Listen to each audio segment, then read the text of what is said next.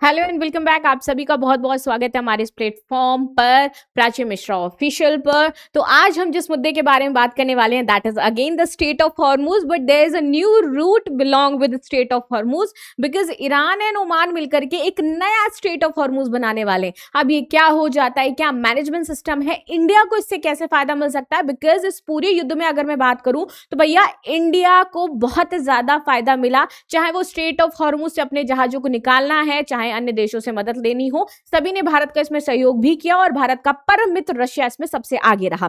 तो अब इंडिया के दोनों हाथों में लड्डू होने वाले हैं, लेकिन कैसे? क्योंकि पुराना रूट तो उसके लिए ओपन हो जाता है और नया जो यहां पर एक कंस्ट्रक्शन बिल्ड किया जा रहा है, एक तरीके से कंस्ट्रक्टिव वे में जो स्टेट ऑफ हॉर्मुज हमारा चलने वाला है, शायद इसमें भारत बड़ी भूमिका निभा सकता है। तो चलिए इसी के बारे में थोड़ा सा डिटेल में बातचीत कर लेते हैं और शुरू करते हैं। तो अभी क्या है कि ईरान और ओमान ना दुनिया के सबसे महत्वपूर्ण ऑयल रूट की अगर मैं बात करूं, जहां से 20% ऑफ ऑयल हमारा गुजरता है, उसके नई शिपिंग रूट और संयुक्त समुद्री प्रबंधन व्यवस्था को लेकर के चर्चा कर रहे हैं। ये दोनों चाहते हैं कि हम एक नई शिपिंग रूट पर काम करें और उसका जो भी प्रबंधन होगा वो मिलके कौन करेगा, यानी कि ओमान और ईरान दोनों मिलकर के इसका मैनेजमेंट संभालेंगे। This is the planning for now.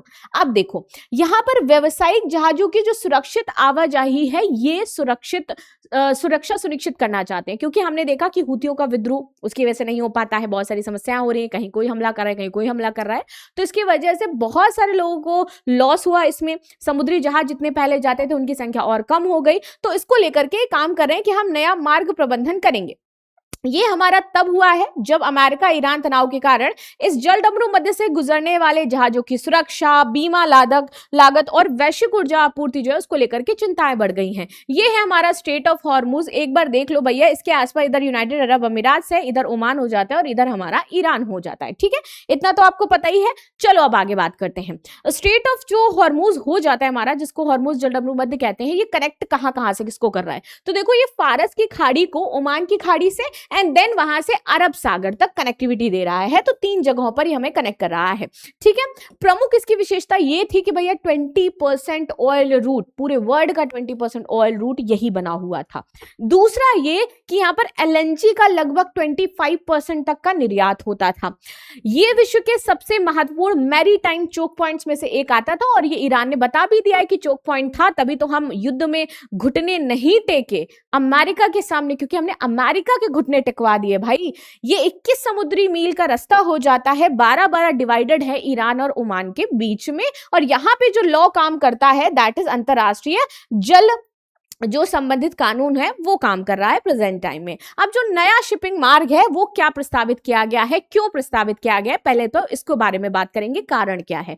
तो प्रस्तावित इसलिए किया गया कि जब से हमारा युद्ध शुरू हुआ है तो इसके कारण जहाजों की जो आवाजाही है वो कम हुई है। आवाजाही कम हुई है तो इन लोगों की इकोनॉमी पर भी असर पड़ रहा है। इकोनॉमिक क्राइसिस ईरान में अब ज्यादा है। दूसरी, समुद्री सुरक्षा हमारी बहुत ही ज्यादा जोखिम में पड़ गई है, इसलिए ये चाहते हैं कुछ लेकर के आए।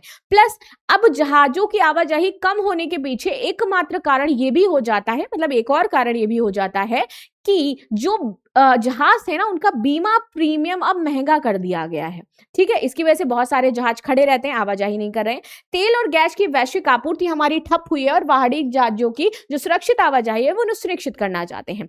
इसी पृष्ठभूमि में ईरान और ओमान संयुक्त समुद्री प्रबंधन का प्रस्ताव रख रहे हैं। युद्ध की वजह से बहुत ही ज्यादा नुकसान उठाया है पूरे विश्व में। सबसे ज्यादा तो गैस की क्राइसिस देखने को मिली, जिसकी वजह से पूरी दुनिया डोमिनो इफेक्ट देख रही है। और इसी बीच जो हमारा यूएस हो जाता है और ईरान हो जाता है, दोनों ही घुटने टेकने के लिए तैयार नहीं हुए। इजराइल मतलब यूएस कहता रहा इजराइल से कि थोड़ा सा हम शांत हो जाते हैं, थोड़ा सा बैकवर्ड ले, तो इजराइल ने बोला कि नहीं भैया, मैं तो ये नहीं करने वाला हूं, तुम्हें जो करना है वो तुम करो।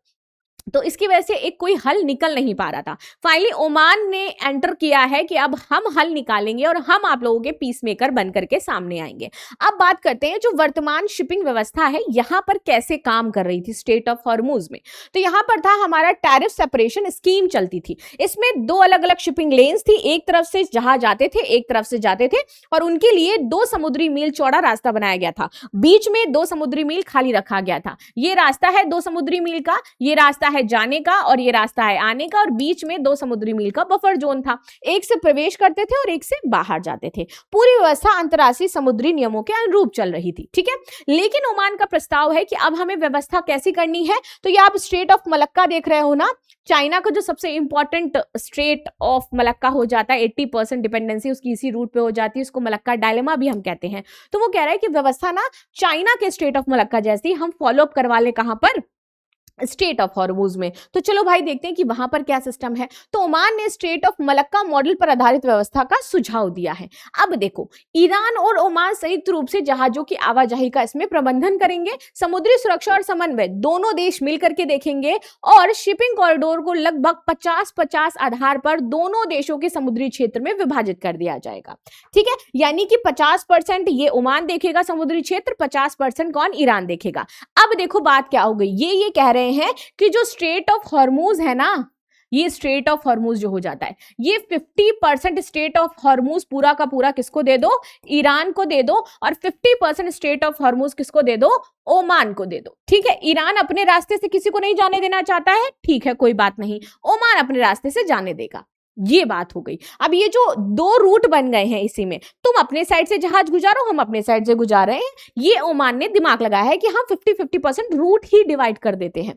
एक दिशा का यातायात ईरान के समुद्री क्षेत्र से और दूसरी दिशा का हमारा ओमान के क्षेत्र से जाएगा। अब देखो, जहाजों से स्वैच्छिक सेवा योगदान लिया जा सकता है, जैसे कि मलक्का जलरमरू मध्य में होता है, और इसमें क्या होगी, वॉलंटरी सिस्टम होगी। वॉलंटरी कैसे, कि जो भी देश इसमें वॉलंटियर के तौर पर आएगा, काम करेगा और सुरक्षा सुनिश्चित करेगा, तो उसको यहाँ पर प्रोत्साहन थोड़ा सा मिलेगा, और उसके लिए एक बड़ा अवसर भी हो जाएगा इस रूट में अपनी एक तरीके से साख जमाने का। तो ये इंडिया के लिए बेटर है कि इंडिया क्या कर सकता है, वॉलंटरी कर सकता है इस रूट पे, जिससे कि इंडिया को इसमें एक बड़ी प्लेयर के तौर पर देखा जा रहा है। इसलिए कहा जा रहा था कि इंडिया के लिए ये अवसर बेहतर हो जाता है। अब ईरान का प्रस्ताव क्या हो जाता है, तो चलो देखते हैं। ईरान ने ये बोला है कि 50% विभाजित कर लो। ईरान की प्रमुख मांगे हैं कि ईरान अपनी ओर से गुजरने वाले जहाजों की निगरानी स्वयं करेगा, वो अपने जो उसकी साइड से गुजरेंगे वो निगरानी करेगा, और जो ओमान की साइड से गुजरेंगे उसकी निगरानी उनके हिस्से में आएगी, उसकी निगरानी वो नहीं करेगा।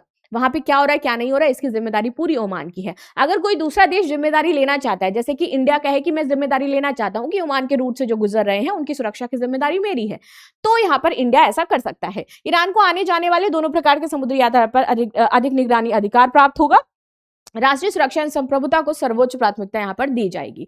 प्रस्तावित नई व्यवस्था में संयुक्त समुद्री प्रबंधन है, नया अस्थायी शिपिंग कॉरिडोर बनाया जा रहा है, एडवांस नोटिफिकेशन, लाइसेंसिंग और साथ ही साथ वेसल मॉनिटरिंग, ये आपके उन्नत निगरानी प्रणाली सिस्टम है। सेवा शुल्क हमारा क्या हो जाएगा, तो कोई नया ट्रांजिट टूल नहीं लगाया गया है, खाली बस आपका पायलटेज, नेविगेशन और मैरीटाइम सेफ्टी सर्विसेज यही आपसे खाली ली जाएंगी। इसका होगा कि टकराव नहीं होगा, आपातकालीन सहायता होगी, बेहतरी समुद्री समन्वय हो जाएगा, ठीक है। अमेरिका अन्य देशों की चिंता क्या है, अब देखो, अमेरिका सहित कई देश इस बात पर जोर देते हैं कि फ्रीडम ऑफ नेविगेशन होना चाहिए। अभी तक तो ये सिर्फ एक ईरान के हिस्से में था, ठीक है, अब ये 2 देशों में हो रहा है। तो अगर 2 देशों में हो जाएगा तो ऑफकोर्स जहां पर एक दूसरा देश इन्वॉल्व हो जाता है तो ब्लॉक करने की जो समस्या है वो खत्म हो जाती है, ठीक है।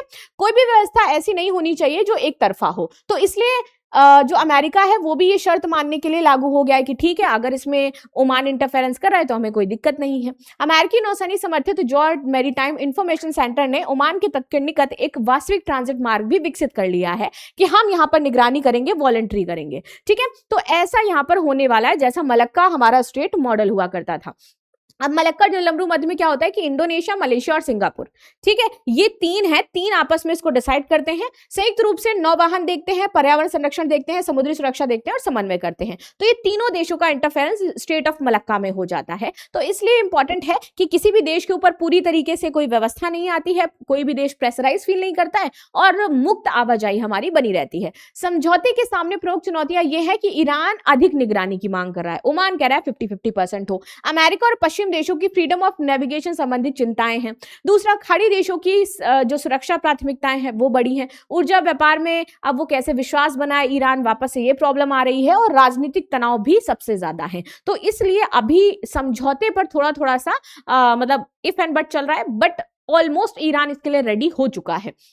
संबंधित प्रभाव तो सकारात्मक है कि समुद्री सुरक्षा में सुधार आएगा, दुर्घटनाएं नहीं होंगी, ऊर्जा आपूर्ति, जहाजों का बीमा और ईरान ओमान के बीच में समुद्री साझेदारी बेहतर हो पाएगी। संभावित जोखिम यही हो जाते हैं कि अगर ईरान वापस से अधिक नियंत्रण मांगता है तो भू राजनीतिक तनाव फिर कम नहीं होगा और वैसे ही व्यवस्था जैसे आई थी सामने शायद वैसे ही हो सकती है। लेकिन इसमें इंडिया अगर इंटरफेयर करता है और उधर उसको पता है कि ओमान अगर आएगा, ओमान कह रहा है, अग्री हो रहा है, तो ऑफ कोर्स उधर से क्या है, उसने नेविगेशन सिस्टम अमेरिका ने ओमान की साइड बना लिया, यानी कि इनडायरेक्टली अमेरिका का इंटरफेरेंस हो सकता है स्ट्रेट ऑफ हॉर्मुज में, इसीलिए थोड़ा सा पीछे हटने का ट्राई कर रहा है। बट अगर इसमें इंडिया आता है और वॉलंटरी करता है तो ये सिचुएशन मुझे लगता है शायद बेटर हो सकती है। इस पर आपकी क्या राय जरूर बताइएगा। मिलते हैं नेक्स्ट क्लास में। ये है मेरा टेलीग्राम चैनल जहां पर आपको पीडीएफ मिल जाएगी। And thank you so much for joining the session.